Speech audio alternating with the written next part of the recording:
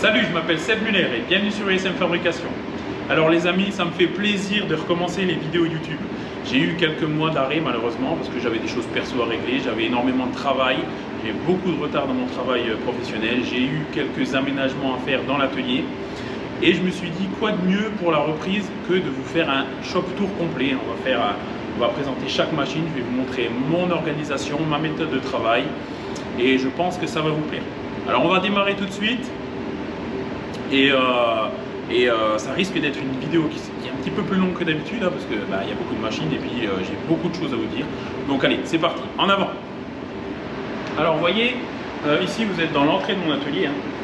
C'est par là qu'on rentre, c'est une porte qui fait quasiment 5 mètres de haut, 4 mètres de haut. Ça me permet de décharger les camions. Et la zone de stockage, en fait, elle se trouve ici. Hein. Elle a été un petit peu malheureusement réduite parce que voilà. Vous verrez la configuration après de l'atelier. Je peux stocker seulement quelques palettes par-ci par-là. Donc voilà, ma zone de stockage est un petit peu limitée maintenant, en intérieur du moins, parce que j'ai encore une zone de stockage extérieure. Mais bon, on fait avec. Alors, la première machine que je vais vous présenter, c'est une des machines avec lesquelles j'ai commencé il y a 14 ans.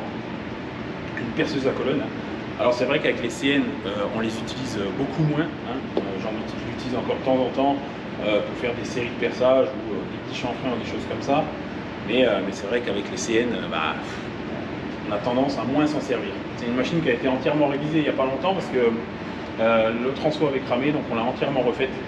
Bon, alors c'est une machine qui est encore en parfait état, hein, que j'utilise plus très souvent malheureusement. J'ai un simple étau, un étau AV, un étau avec des morts droits.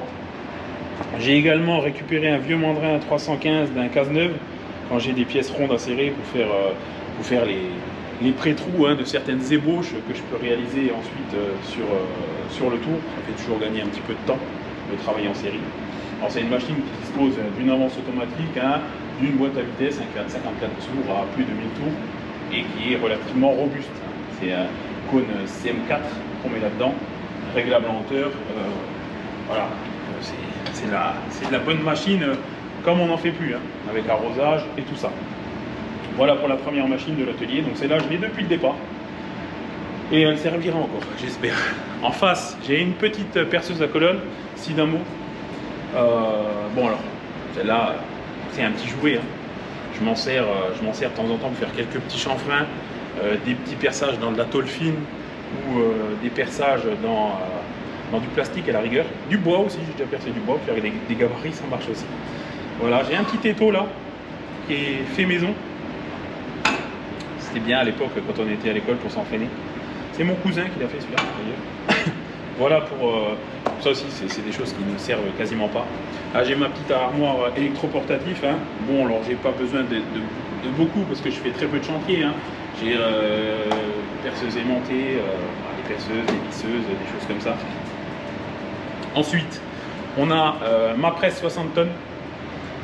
Par contre, celle-là, je m'en sers souvent. Hein. On a tout un tas de matrices qu'on a fabriquées. Quand on a du pliage à faire, quand on a des roulements à extraire, des choses comme ça. C'est une machine qu'on se sert encore régulièrement. Elle est vraiment puissante, elle est robuste. Hein. On a dû la déplacer hein, suite à l'arrivée des nouvelles machines. Elle était de l'autre sens avant. Ça permettait de passer des barres et de laisser dépasser. Bon, là, on a dû malheureusement s'adapter. Donc c'est un petit peu moins pratique, je dirais, mais elle rend encore de fiers services. Vous pouvez voir en bas là les V pour les pliages des tôles. Ce genre de tôle là par exemple, qu'on plie et qu'on vient assembler en chaudronnerie, que je vous montrerai tout à l'heure. On s'était fabriqué un petit tablier aussi de pliage là, mais voilà, après qu'on s'en sert plus des masses. On s'en sert pour quelques plis, je dirais, pour extraire, ouais, comme je vous disais, des roulements. Pour de la réparation. Voilà. Parce qu'il faut savoir que moi, à la base, j'ai commencé dans la réparation avant de me diriger vers la fabrication de pièces neuves. À côté de ça, vous voyez ma petite imprimante 3D avec laquelle on lui a fait une belle cage. Hein. Je m'en sers de temps en temps, beaucoup moins souvent qu'avant, pour faire des petits prototypages et des choses comme ça. Là, vous voyez, j'avais fait un petit mandrin qui est entièrement fonctionnel d'ailleurs. C'est sympa pour quelques petits montages d'usinage, pour du prototypage, ouais, essentiellement. pareil, c'est des choses que je me sers pas très souvent, mais qui parfois peuvent quand même me sauver la mise quand on est dans le caca. Voilà, donc là on arrive dans le coin chaudronnerie, le petit coin chaudronnerie hein, qu'on a dû revoir un petit peu à la baisse, à niveau place, parce que ben, voilà, comme je vous l'ai dit tout à l'heure, les machines prennent beaucoup de place.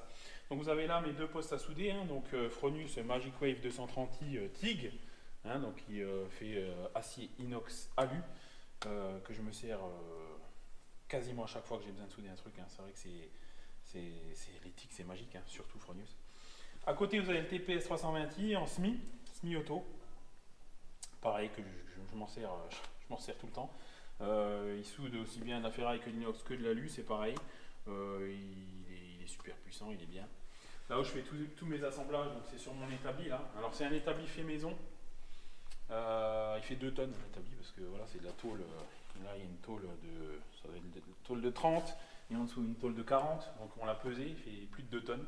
Donc à mettre en place c'était folklore. On l'a un petit peu rehaussé avec des gros patins là et on l'a splitté dans le sol. Donc c'est pas idéal, hein. En général un établi qui est contre le mur c'est pas top parce qu'on ne peut pas tourner autour, on ne peut pas faire des gros assemblages de chaudronnerie. Donc ça j'ai arrêté un petit peu, hein. Je me cantonne à des petits assemblages comme ça c'est des tôles par exemple, c'est des packs hein, qu'on plie, qu'on assemble, de la réparation je fais pas mal aussi. Tout ce qui est des axes, du délardage, du rechargement et des choses comme ça, des petits assemblages, mais plus rien de gros, hein. Ça c'est terminé, on s'est vraiment concentré sur mon métier principal hein, qui est l'usinage. Voilà, donc un petit étau sympa. Mon petit martyr là, ça c'est gadget, hein. Mon père pointait déjà dessus il y a 20 ans, on regarde, c'est des collectors et on s'en sert tout le temps. Un petit aimant pour venir donc mettre les pièces sur l'établi. Là vous avez tout ce qu'il faut pour le traçage, les clés à pipe, voilà. J'ai un petit vireur de soudure là-haut que j'utilise exclusivement en soudure TIG qui est réglable hein, en tour minute. Voilà, c'est une personne du groupe qui me l'avait fabriqué, c'est du fait main. Et voilà, on a tout ce qu'il faut, des serre-joints, des choses comme ça pour les assemblages courants, je dirais. Voilà, les petites meules, les disques, voilà. On arrive ici dans le coin débit. Hein. Alors je vais juste vous montrer encore le vireur que j'utilise. Vous le voyez souvent en vidéo, j'ai encore posté une vidéo cette semaine sur Facebook. D'ailleurs à ce propos, je vous invite vivement à rejoindre le groupe USM Fabrication. On est 18 200, je crois maintenant. Et chaque jour, chacun poste un petit peu des publics super intéressants, des questions, on répond à beaucoup de choses et on en apprend chaque jour de plus en plus. Voilà. Donc ça c'est mon vireur que j'utilise pour les rechargements au SMI, hein, donc il est orientable hein, à 360 degrés, une petite pédale pour mettre en route la rotation du mandrin, on peut régler également la vitesse de rotation. Il est vieux mais il fonctionne encore vraiment à merveille. Voilà, là on arrive donc au coin des billes avec ma scie Bauer. Alors à chaque fois que je scie je pense à toi hein, Renaud, parce qu'elle a le même nom que toi. Donc elle est bien, mais pour couper vraiment du droit, parce que l'étau s'incline, mais elle n'est pas pratique du tout pour tout ce qui est coupe en angle. Donc je me limite vraiment à faire de la coupe droite. Quand vraiment j'ai pas le choix, j'incline l'étau, mais il n'est pas pratique. On l'a équipé de convoyeurs à rouleau comme ça. On a également percé donc, le mur et on a mis une trappe et on a 6 mètres de convoyeurs à rouleau dehors, qui nous permettent donc de poser directement les barres de 6 mètres dehors, de les rouler jusqu'ici, de couper à la bonne longueur et ensuite de passer à l'assemblage ou à l'usinage en fonction de ce qu'on a à réaliser. Voilà, ici, je tourne le dos, j'ai une petite cisaille pour la petite découpe de tôle. Là j'ai mes armoires avec tout ce qui est consommable, hein, que ce soit du spray multifonction, la visserie, et un tas de trucs, les tissus huilés en haut, les métals d'apport pour le TIG. Voilà. Je vous montre également un truc super pratique qu'on a mis en place il y a quelques années, c'est ma potence en fait qui va venir déjà desservir la scie. Donc quand j'ai des ronds qui sont lourds, je vais les choper avec le pont. On s'en rend pas compte, hein, mais dans un atelier, un pont, ça fait vraiment toute la différence, surtout pour le dos. Donc en fait elle va pivoter, hein, elle va aussi bien servir le casse-neuve, le tour, que le côté chaudronnerie. Et franchement je m'en passerai plus. Je m'en passerai plus, c'est vieux comme le monde, mais ça marche super. Et cette potence, donc on l'a splitté dans le sol là, comme ça, parce qu'on avait peur qu'elle bascule, hein, on n'était pas trop confiant, et on l'a soudé également avec une plaque directement à l'établi. Et bon, comme l'établi fait plus de 2 tonnes, pour la renverser, faut quand même déjà soulever lourd. Voilà. Donc voilà pour le coin chaudronnerie. Maintenant, on va passer dans le coin usinage, hein, mon corps de métier vraiment, et je vais vous présenter donc toute la partie usinage. CN pour commencer, et ensuite on verra pour le tradi. Bon, voilà les amis. Alors ici, on est dans ma zone de peur, comme je dis toujours. C'est là où je passe 80% de mon temps. C'est l'espace que j'ai le mieux organisé, hein, qui est le plus ergonomique possible. Donc, de ce côté-là, vous avez mon ordi, hein, avec lequel je programme toutes mes CN, hein, que je vais vous présenter les unes après les autres. J'ai mes dossiers en cours, les affaires qui sont en cours, qui vont être traitées prochainement. Une fois qu'elles sont traitées, je les pose là. Je dessine toutes mes pièces sur Fusion 360, le logiciel que j'utilise 99% du temps. J'utilise encore un petit peu EasyMill, mais très peu. C'est un logiciel qui est tellement simple d'utilisation et tellement pratique Fusion. On peut tout faire avec, hein. Faire des études, des plans, et puis surtout piloter les CN. En parallèle de ça, j'ai un écran sur lequel j'affiche tous mes plans. Alors j'évite de les imprimer. Ça fait voilà, c'est éco-responsable, comme je dirais. Mais c'est surtout vachement pratique parce qu'on l'a toujours à l'œil. C'est grand et on s'embête moins que se trimballer une feuille partout. Et voilà, tout simplement, c'est beaucoup plus pratique. J'utilise, je voulais vous parler de ça aussi, un casque que j'ai toute la journée sur les oreilles.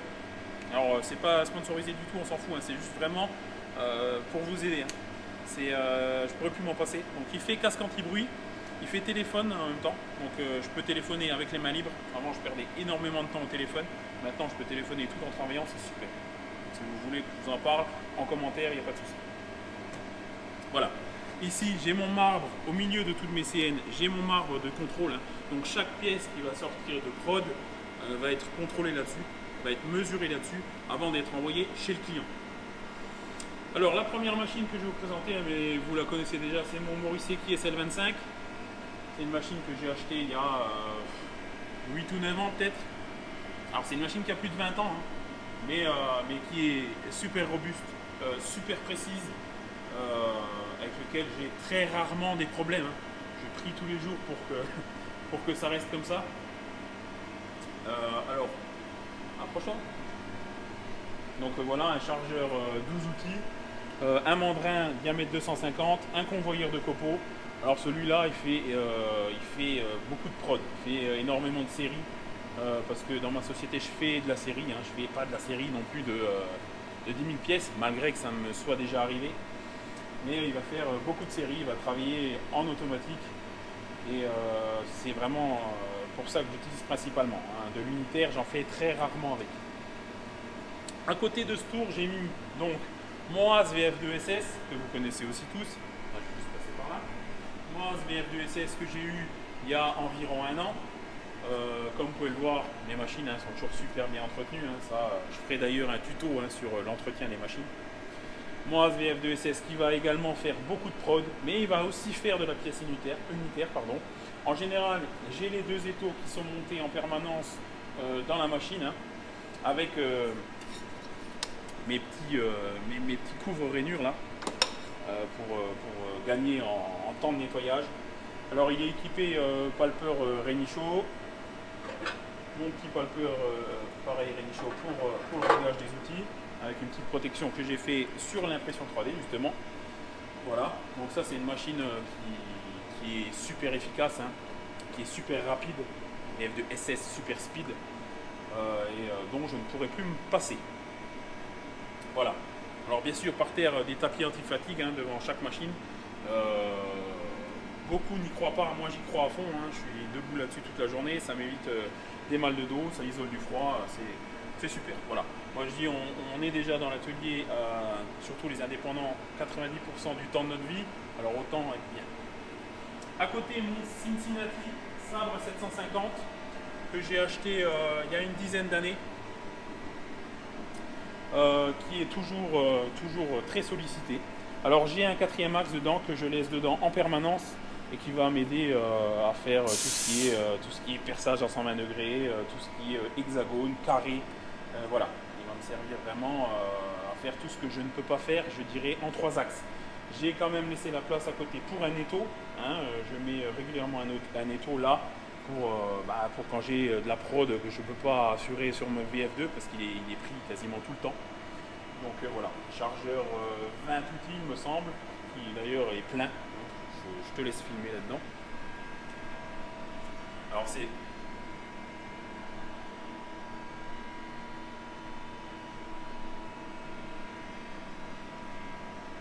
Alors c'est pas une machine qui est neuve, c'est une machine qui date de 1996 il me semble, que j'ai toujours entretenu, que j'ai changé tous les variateurs, j'ai changé tous les moteurs. Elle a 0 jeu d'inversion, elle est encore super précise, mais elle n'est pas neuve. Bon. Elle est en UM 1060, pareil que j'ai appris à l'école, donc que je connais par cœur, pardon. Et Fusion 360 le gère très bien. Alors le transfert de programme ne se fait malheureusement pas en Bluetooth, parce que c'est une machine qui est trop ancienne, mais elle se fait encore par câble et ça marche vraiment très bien. Voilà. Ensuite, on va se diriger vers mon Optimax 590, pardon, que vous connaissez tous, qu'on a présenté lors d'une vidéo. Mon chien qui est là, qui veut absolument faire partie de la vidéo. Allez, va coucher. Voilà, donc celui-là on ne le présente plus, il est beaucoup mis en avant ces derniers mois parce que c'est une machine qui m'a aidé à gagner énormément en production et en capacité machine. Parce que c'est une machine déjà 1200 entre pointes, diamètre de broche 82, moins de 250, avec toute une paire de morts que j'ai acheté à Sylvain, GRV Tools. La prise en main, elle est tellement facile que j'ai même pas besoin de Fusion 360. Je programme tout au pied de la machine. Vous voyez, par exemple là le brut, vous mettez votre brut, tac, diamètre extérieur, diamètre intérieur, paf. Voilà, la longueur. Une fois que vous avez rentré votre brut, vous venez tangenter avec votre tri contre la face, hop, et vous avez déjà votre départ. Attendez, on va mettre un brut, on va mettre 100. Hop. Ensuite, niveau usinage, mais ça je peux vous faire des tutos, il n'y a pas de suite. D'ailleurs, la prochaine vidéo, la pièce que j'ai fabriquée, elle a été faite sur ce Cazeneuve. Tout est tactile, je veux dire, c'est d'une facilité. Voilà. Vous pouvez également, vous avez une zone, et ça je trouve super, une zone de sécurité pour vous éviter de rentrer dans les morts. Donc vous la réglez à votre guise. Là, on peut mettre par exemple 40 mm, voilà. Et moi on est sûr que l'outil ne rentrera jamais dans les morts, quoi qu'il arrive. Bon là avec ces morts là c'est 38,5. Si j'ai 38,5, il me reste 5 dixièmes des morts. Voilà, je suis quand même en sécurité encore. Voilà pour tout ce qui est usinage de butier par exemple. Hop, j'ai des choses que j'ai pré-réglées. Donc là pour un dressage de face, je lui mets simplement le diamètre X d'arrivée, le diamètre, le Z en moins. Par exemple si je veux enlever 1 mm, tac, hop, voilà. Après vous avez, ça c'est le butée de finition, vous avez le dressage ébauche plus finition, donc ils vont vous laisser, si vous voulez laisser une surépaisseur en X, en Z, le chanfrein. Donc voilà, ça c'est vraiment pour les opérations simples. Il existe la même chose pour les filetages par exemple, et ça on en a déjà parlé plusieurs fois.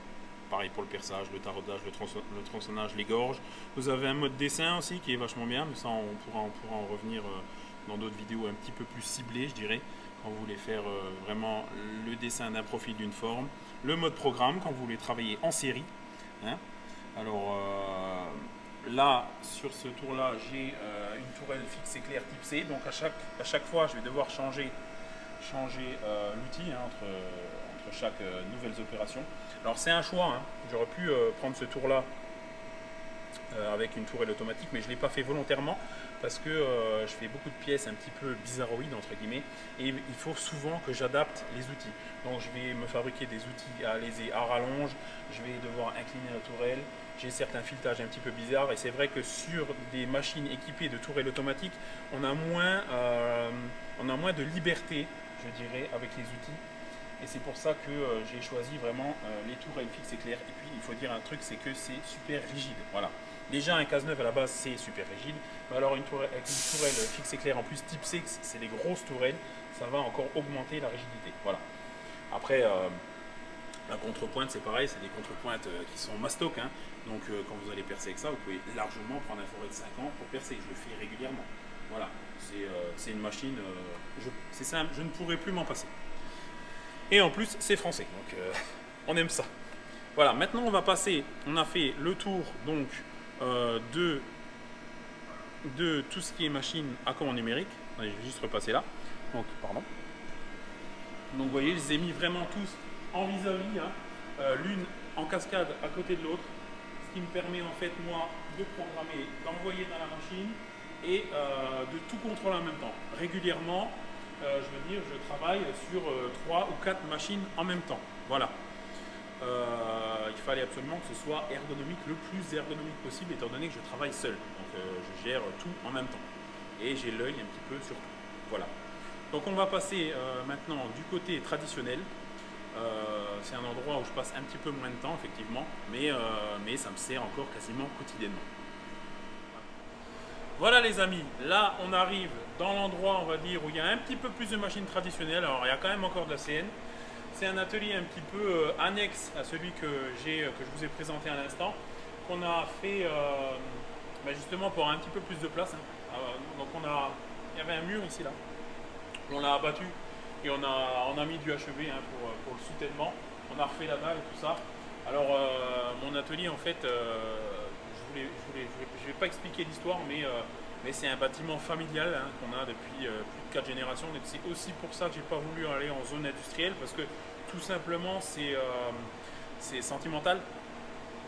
C'est un endroit où je me sens bien, c'est un endroit où j'ai grandi ici, donc voilà, j'ai pas voulu volontairement aller dans une zone industrielle, ça ne m'intéresse pas. Donc on a choisi d'agrandir ici. Ici avant c'était un endroit où on élevait des cochons. Voilà. Donc je pourrais vous montrer des photos que j'ai encore avant qu'on commence les travaux. C'était quand même des sacrés travaux.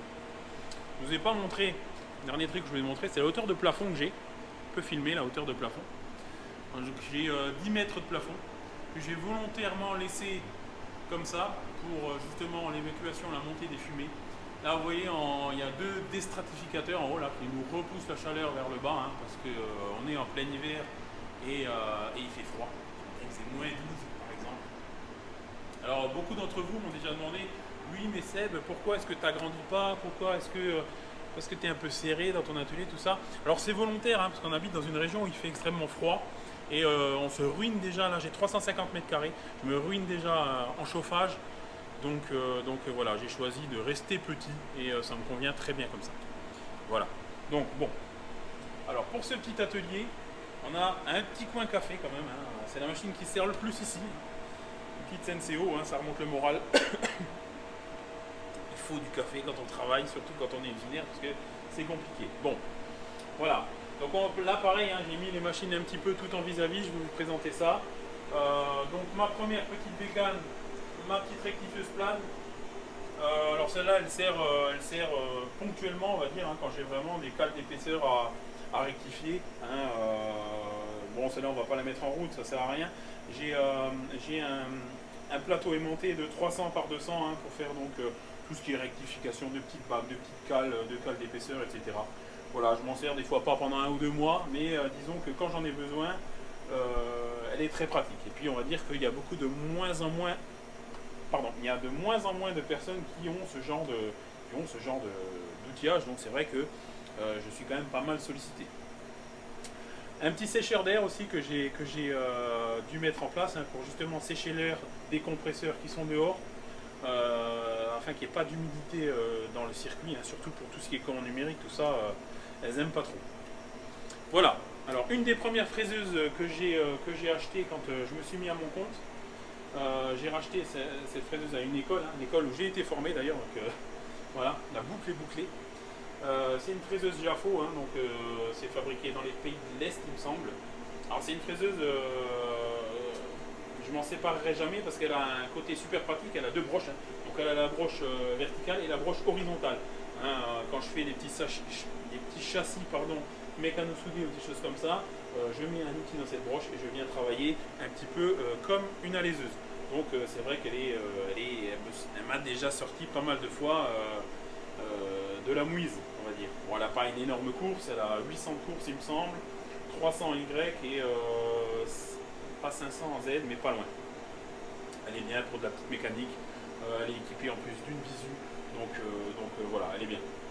On peut prendre des passes de 5 mm, autour de 50, je l'ai déjà fait, ça passe. Ça passe et c'est une machine qui est relativement fiable, voilà, et que j'entretiens aussi quotidiennement. Hein. Dès que je m'en sers, elle est nettoyée, elle est propre, elle est graissée, et voilà. Ensuite, on passe sur l'Ahuron, que vous connaissez tous. C'est une machine, j'ai fait pas mal de vidéos avec. Ça fait 6 ou 7 ans que je l'ai, celle-là. J'ai mis 2 ans à la trouver, hein, donc je voulais une Huron table large avec cône SA50. C'est assez rare, hein, c'est souvent en SA40. Donc 1500 de course, 500 en hauteur. Alors après la réputation est faite, hein, des Hurons, je veux dire, c'est des machines qui sont super robustes, incassables. Celle-là c'est le modèle MU 2006, donc c'est une fraiseuse qui est numérisée, mais par axiale, donc on ne peut pas faire de contournage avec. On va pouvoir faire des surfaçages, des perçages, des taraudages en cycle automatique, mais on ne pourra pas faire de contournage.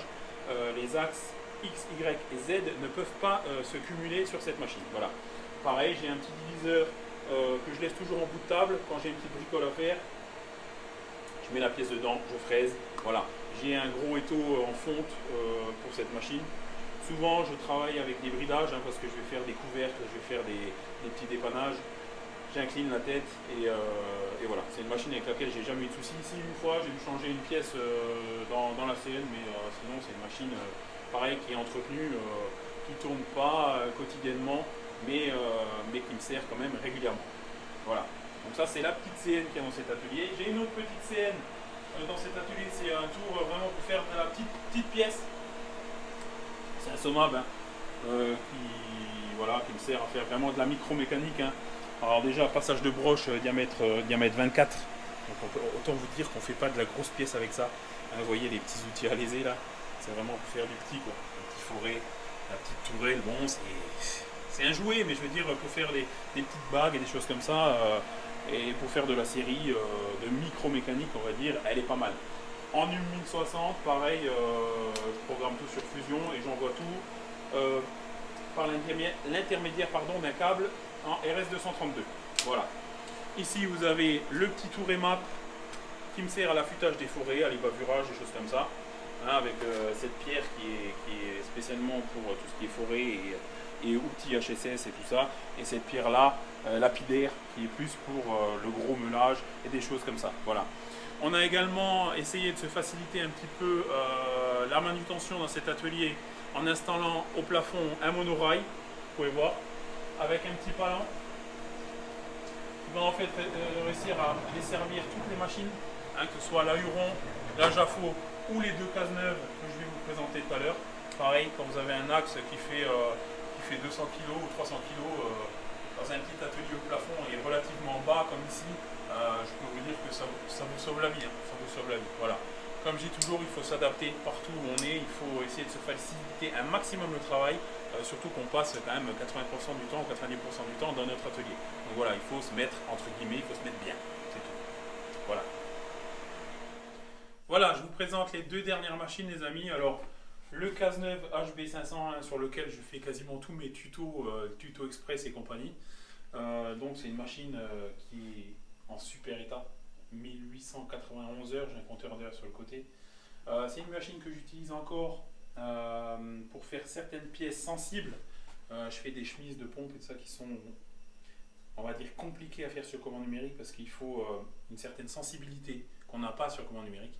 Alors j'ai essayé d'en faire une déjà sur le Maurice et qui est sur le Cazeneuve, j'arrive pas trop encore. Peut-être que voilà, je manque encore un petit peu d'expérience sur le casse-neuf, mais ça viendra. Pour l'instant, je l'ai fait encore sur ce casse-neuf-là. Il y a certaines autres pièces du style, j'avais fait un filetage trapèze 25 par 4,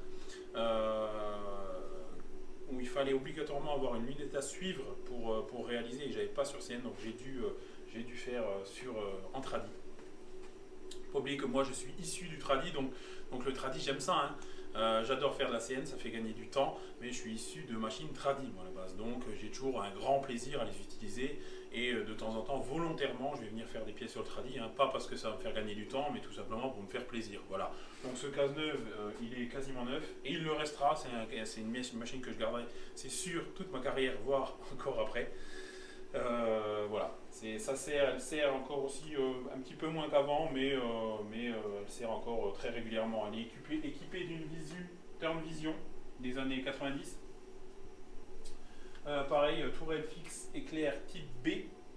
C'est une tourelle qui est un petit peu plus petite que sur le Optimax. Et voilà. Donc après, le casse-neuf, on ne les présente plus, hein, c'est des machines qui sont d'une robustesse et d'une fiabilité hors norme. On va encore passer sur ma dernière machine, hein, le casse-neuf HB575. C'est la machine avec laquelle j'ai commencé. Quand j'ai ouvert ma boîte, c'est la première machine avec laquelle j'ai travaillé. Et donc le casse-neuf HB575 avec lequel j'ai démarré ma boîte, comme je vous le disais. Donc 1500 entre pointes. Un banc rompu, hein, ça c'est super important, surtout pour reprendre des grands couvercles ou des vols en moteur de tracteur, des choses comme ça. Un mandrin Ladner diamètre 350, hein, qui m'a été fourni par Ladner. On a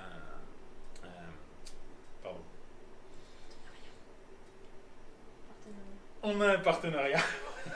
Désolé. Bon, on a un partenariat ensemble, la société Ladner qui, soit dit en passant, a été rachetée il n'y a pas longtemps. Donc voilà, on est en pourparlers actuel pour continuer justement ce partenariat, à voir dans les prochaines semaines ce que ça va donner.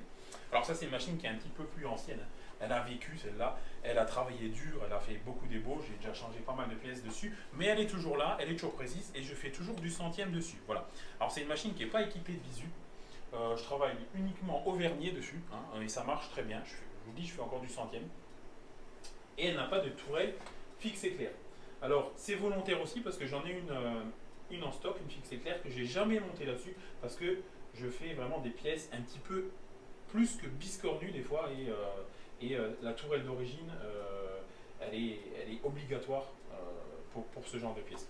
Vous voyez, j'ai des porte-outils là par exemple. Là, c'est un porte-outil à alésé que je me suis fait, un porte-outil aussi que j'utilise pour l'extérieur parfois, et dans une fixe éclair, je pense que si on se sert sur les derniers millimètres là, elle risque de flancher un petit peu. Alors que les tourelles basiques comme ça, pour ce genre de montage, c'est beaucoup mieux. Voilà. Donc pareil, c'est une machine qui est bien entretenue, hein, la peinture est un petit peu passée, tout ça, mais mécaniquement, c'est une machine voilà, qui est encore fiable et robuste. Souvent aussi, je monte le 4 morts dessus, hein, parce que j'adore travailler en 4 morts. Si ça tenait qu'à moi, je travaillerais qu'en 4 morts, mais bon, le 3 morts, ça va quand même parfois plus vite, il faut le dire, mais je travaille souvent en 4 morts sur cette machine. Voilà. Voilà pour la présentation des machines, les amis. Je vais vous montrer encore 2-3 petits trucs et puis la vidéo sera malheureusement terminée. Voilà, je vais vous montrer une dernière chose, c'est l'accès donc et surtout mon bureau qui est là-haut, là où je fais mes devis, mes factures, etc. C'est aussi important de le montrer. Alors, souvenez-vous, on a fait une plateforme hein, justement pour pouvoir mettre l'Optimax en place, hein, parce que j'avais plus de place dans l'atelier malheureusement. J'ai ici, je vous en avais parlé, j'ai mis et fixé contre le mur, enfin on a mis et fixé contre le mur un mat Fenwick, hein, et on va faire une plateforme ascenseur justement pour pouvoir accéder au bureau. Bon, avec la charge de travail que j'ai eu cette année, malheureusement on n'a pas eu le temps d'avancer encore sur ce projet, mais c'est en cours, ça va être réalisé courant de cette année. Ça m'évitera d'avoir accès à mon bureau. Pour le moment, c'est pas très pratique hein, par l'échelle, mais voilà. En attendant, on n'a pas mieux et on s'adapte.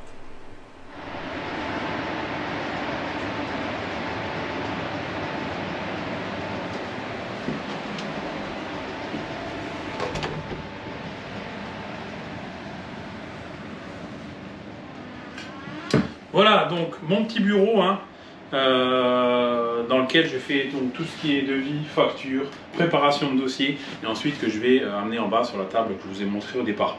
Voilà, donc ça c'est le bureau à mon père. Hein. Il aime les bureaux, mais moi je déteste les bureaux. T'as vu Ben, j'ai encore ton petit tracteur que tu m'as offert. Hein. Un petit coucou au copain quand même.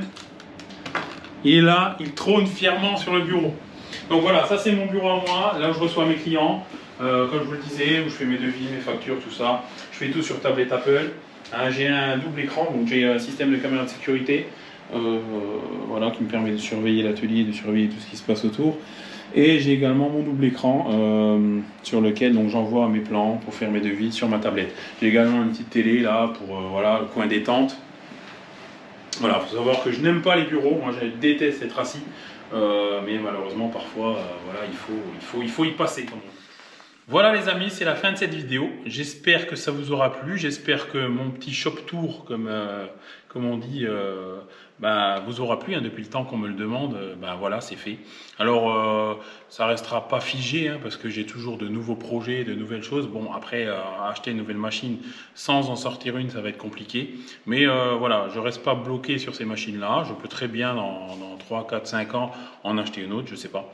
Peut-être sortir le Cincinnati, peut-être acheter une 5 axes, je ne sais pas. Ce sera en fonction des besoins et en fonction de l'évolution de ma société. Voilà. Ça fait 14 ans maintenant que je suis à mon compte. Je trouve que voilà, je suis bien équipé pour une personne qui travaille seule. J'ai formé des apprentis pendant 6 ans. Pour l'instant, j'ai fait le choix de ne plus en former, pour diverses raisons d'ailleurs, qu'on pourra évoquer dans une autre vidéo, il n'y a pas de souci, ou lors d'un live, peu importe. En tout cas, sachez une chose, c'est que je suis très heureux de reprendre les vidéos YouTube, hein, ça me fait vraiment plaisir. J'ai tourné 2 autres vidéos de fabrication qui vont être montées incessamment sous peu. Une sur le Cas9 Optimax et une autre sur les machines traditionnelles. Voilà, une des deux c'est de la réparation d'ailleurs, ça va changer un petit peu. Pensez au pouce bleu. Hein, le pouce bleu, ça rend meilleur en usinage, sachez-le. Pensez à liker, à partager. Parlez autour de vous de ce groupe USM Fabrication, hein, que ce soit sur YouTube et sur Facebook. C'est une mine d'or d'informations. L'ambiance y est vraiment géniale. Voilà. J'ai rien d'autre à dire. Je vous dis à bientôt. Je vous souhaite de bonnes fêtes de fin d'année et à plus les amis.